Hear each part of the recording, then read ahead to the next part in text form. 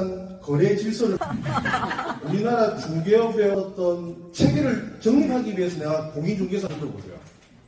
지금 당장 나가셔도 됩니다. 저는 그런 이 RSA 과정에 필요 있다 없다? 없다 이렇게 생각합니다. 그럼 어떤 분이 필요하냐? 나는 중개를 잘해가지고 한 달에 1,000만 원 이상 벌어서 지금 하고 있는 일보다 훨씬 좀 더 윤택하게 애들 영어 가이드 시키고 어린애가 있으면 영어 유치원도 보내게 하고 아니면 내가 좀 나이가 있다라고 하면 노년에 좀 더 편하게 살기 위해서 공인중개사가 되었다라고 하시는 분들은 여기 남아있어도 됩니다. 이해되십니까? 공인중개업 고부가가치 산업입니다. 손님이 오셔가지고 손님을 모시고 왔는데 그 손님이 진짜 살 손님이야. 운이 좋았어. 모시고 아파트 한 번 쭉 갔다가 올라가서 내려왔는데 69평 아파트 20억짜리 거래되는 겁니다. 그러면 수수료가 몇천만씩 떨어지는 거예요. 이게 공인중개업이 될 수 있어요. 물론 10번이고 20번이고 100번이고 안내를 해도 거래를 못하는 경우도 부지기수입니다. 어떤 구름에서 비가 내릴 줄은 아무도 몰라요. 이해됩니까? 그런 어떤 과정에 여러분들이 다른 공인중개사와 다르게 내가 뭔가만의 장점, 다른 공인중개사가 가지고 있지 않은 장점을 가지고 기술을 가지고 있다. 이러면 여러분 중개업하는데 도움이 돼야 안 돼요? 돼요. 도움이 되죠? 그게 저는 여러분 오늘 제가 말씀드리는 분양권을 반드시 공부해야 된다. 이 내용을 설명드리고 싶습니다. 근데 공인중개업 합격하고 나서 다른 어떤 서울이든 다른 지역에 있는 창업사관학교를 제가 보니까 이 아파트 분양권 중개 실무를 가리키는 곳은 단 한 곳도 없습니다. 아파트 분양권을 중개를 가리키는 전문가도 없지만 그 전문가가 공인중개사인 분도 더더욱 잘 없습니다. 그럼 여러분들이 여기 와가지고 직접 아파트 분양권 중개 실무를 할 수 있도록 계약서 작성하는 방법을 알아야 돼요, 몰라야 돼요? 알아야 될 거 아니에요. 그리고 어떻게 손님을 핸들링하고 이 아파트 가격이 3년 뒤에 입주할 때는 프리미엄이 얼마 정도 붙을 것인지를 주변 아파트 시세를 통해 가지고 알고 돌려야 할 거 아닙니까? 맞습니까? 맞아요? 네. 그렇게 하면서 한 가지 두 가지 여러분들이 배워가면서 내가 직접 좋은 어떤 물건이 프리미엄이 너무 싸게 나왔어. 손님 너무 급한 물건이 있다. 그럼 어떻게 돼요? 여러분이 직접 투자를 할 수 있는 그런 여력도 만들어 놔야죠. 물론 여러분 자기 계약 쌍방대리 안 되다 보니까 여러분이 계약 직접 안 되지만 여러분 뭐 장인 장모님이나 아니면 다른 분들을 통해 가지고 또 계약을 할 수 있는 부분들이고 맞습니까? 그래서 공인중개사는 중개업도 잘해야 되지만 제1선의 투자자다라는 것을 꼭 머릿속에 기억하셔야 됩니다. 제 주변에 우리 부산에는 한 7천여 명의 배업 공인중개사가 있습니다. 그분들 중에 상위 랭크 10% 안에 드시는 분들 중에 투자를 하지 않는 사람은 단 한 명도 없습니다.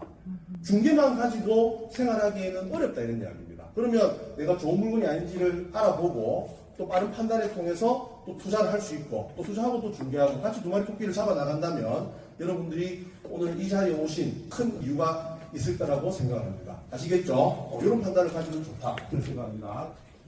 자, 그러면 분양권 정보를 통해서 먼저 여러분들이 저는 아파트는 좀 나이도 있고 또 남자 또 아파트 들어가서 또 내가 소속으로 들어가지도 못하는데 아파트 좀 하기 그렇구나 상가나 뭐 토지나 아니면 공장 이런 거 좀 알아보러 왔습니다 하더라도 아파트 분양권 중개를 할 줄 알아야 된다는 이야기입니다. 이해됩니까? 여러분 공장하고 상가를 가지고 있는 사람은 어디에 삽니까?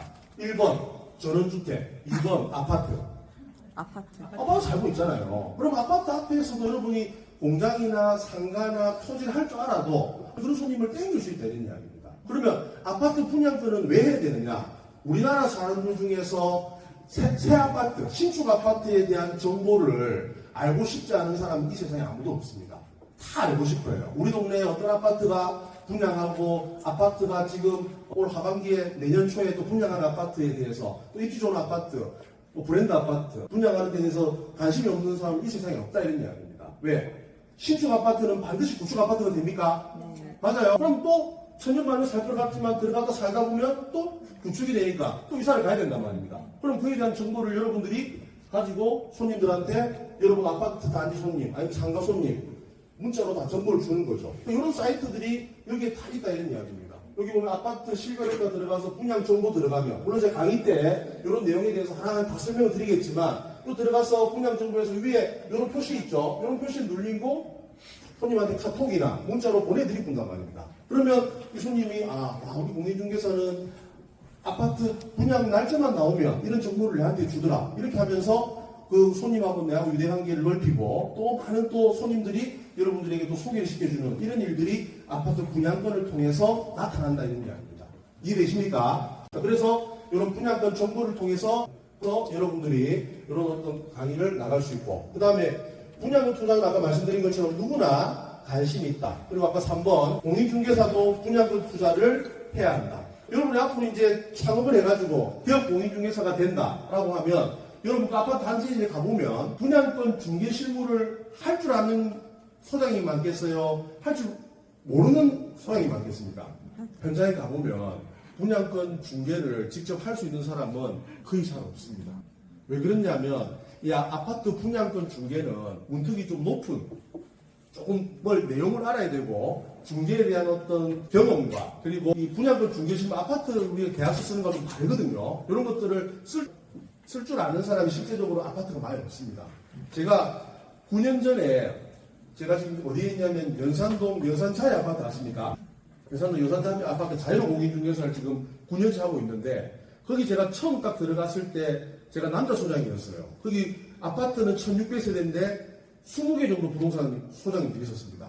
대부분 한 15명 이상은 전부 여자 소장님이고 제가 이제 들어가니까 5명 정도가 남자 소장님이에요. 남자 소장님은 전부 다 쉬고 쇼핑하고 놀고 있고 여자 소장님은 베테랑이다 보니까 매일 계약을 하고 거래를 하고 이런 상황이었습니다. 그래서 제가 뛰어 들어가지고 요 분양권을 공부를 하고 현장에 들어가고 뭐 떡다른 언니들 만나고 이렇게 하면서 이 분양권에 대해서 물건을 막 가져오기 시작하는 거예요. 그러면 내가 이 소장님들한테 분양 정보를 주고 이 소장님들은 손님들한테 막 다 나눠주는 거예요. 당첨되면 누구한테 전화 옵니까? 저한테요. 저는 그 처음 시작이 아파트 분양권, 부산 여러분 잘 아시겠지만 분양권 그때는 전매 제한이 없었잖아요. 무조건 뭐 거래가 다 된 상태잖아요. 그러니까 그때는 막 나갔다 하면 막 돈을 벌기 시작하는 거예요.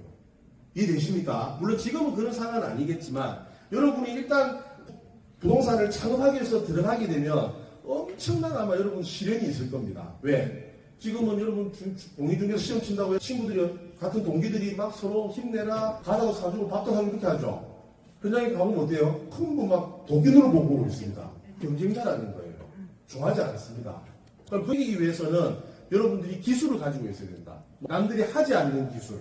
그럼 예를 들어서 우리 아리스의 가정에서 하는 여러 가지 공장 강의들, 그 다음에 토지 강의, 아파트 분양권, 그 다음에 창업 뭐 이런 강의, 그 다음에 뭐 추첨제든 아니면 뭐 특별 공급이든 그런 걸 제외하고 당첨돼가지고 내가 3년 뒤에 이 아파트에 들어갈 수 있는 권리를 가져가는 게 뭐다? 입주권. 분양권인 거예요. 그러니까 태생이 같아 틀려다. 틀린 이야기지. 그러니까 입주권은 원래는 주택이었단 말입니다. 그러니까 취득세도 내라. 내야지 당연히. 재산세는 내야지. 종합부동산세는 네가 국내에 있는 공시가격 아파트 주택에 대한 가격 공시가격을 다 합친 금액이 9억이 넘어가면 종부세도 내라 12월 달에 이런 이야기잖아요. 근데 분양권은 재산세 냅니까? 내가 분양권을 남편 하나 와이프 하나 갖고 있다.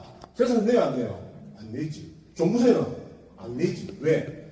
그건 주택이 아니고 아파트에 들어갈 수 있는 권리를 가져가는 거다 보니까 그런데 이게 이제 문재인 정권 시절에 너무 사고 팔고 이게 많이 하다 보니까 너무 또 아파트 값이 분양권 때문에 오르다 싶어가지고 이걸 단속시키다 보니까 2018년 12월 11일부터는 또 분양권도 주택수에 넣었단 말입니다. 이게 그래 뭐 하다가 2019년 12월까지 또 취득세를 또 들어가 보고 2020년 1월 1일부터는 또 양도세 집어넣고 그러니까 정신이 없어 정신이. 지금 아파트 분양한 들어가는데 막 전화가 와요. 공인중개사 다른 소장 우리 부산 공인중개사협회 상담위원이거든요. 공인중개사 전화를 받는다고. 소장님 큰일 났습니다. 예. 제가 그때 손님하고 분양권 계약을 하는데 취득세를 갖다가 제가 1.1%란 말했는데 지금 12% 나오는데요. 그러니까 저는 지금 등기 치는 시점에 주택수를 체크하면 되는 줄 알았는데 분양권 3년 전에 취득 시점에 주택수인지는 몰랐습니다. 완전히 지금 중개 사고가 난 거예요. 근데 이게 여러분 제가 강의한 데서 여러분들이 설마 저런 사람이 있겠네 싶지만 현장에는 계속 나타나는 일들이라는 이야기. 분양권 취득 시점에 분양권은 증세를 내지 않잖아요. 3년 뒤에 내야 되잖아. 등기 칠 때. 근데 분양권을 취득하는 시점에 취득세는 분양권 취득 시점에 결정이 되는 거예요. 이게. 문재인 정권이 그래 만들어 놓은 거야. 2023년 등기를 치려니까 취득세가 어떻게 12%가 나오는 거예요. 그때 4주택자였던 거지.